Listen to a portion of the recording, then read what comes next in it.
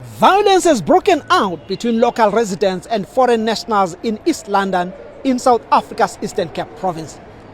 A protest organized by the anti-foreigner group March and March aimed at Nigerian nationals turned chaotic and violent. Demonstrators were expressing anger over the recent coronation of an Igbo traditional leader by members of the local Nigerian community.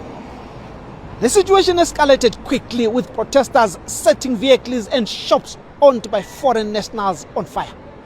Dozens of cars were vandalized and several foreign-owned businesses were looted during the unrest. Organizers of the march maintain that the frustration expressed by the South African protesters is justified.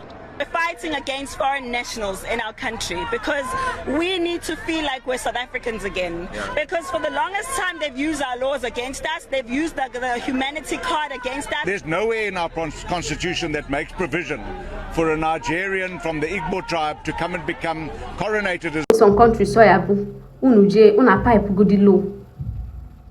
You can still do your Igbo coronation or Eze coronation inside your hall, inside a hall, rent a hall, or just do it at the confine of the few representatives of Igbos there. Uno man nande ane mosoro no anyofu. Uno man anything me uno ayaka luzu. Ihe abwa n'obodo ha.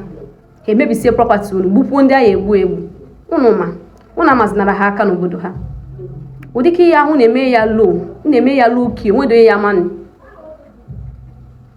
Mgbe ha na-ekwu okwu ụmụ ihe anọ na-ebute oke mkparị. I came across one video ebe one idiot wepụtara ọnụ na-ekwu na enweghị ihe ọzọ ndị Nigerians na-abịa eme n'obodo ha na-abụrụ ịbịa gbuo ntụ ka ndị Nigerians na-abịa egbu. Like I was so ashamed.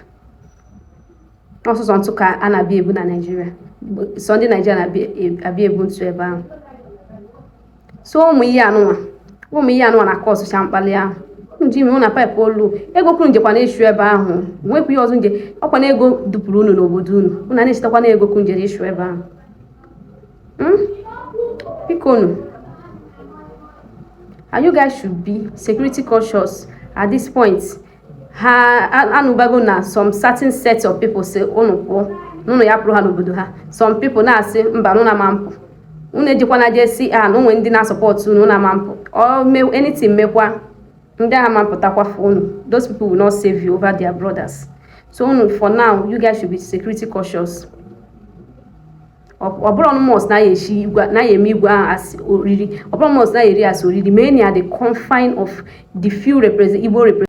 Because ashọrọ nka ya mere ọkwa 2021 can mere ashọrọ ka ya repeat itself again.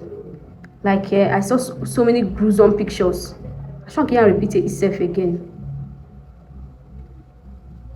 You lose hold good in doge, you are going to lose your business. Bikonu.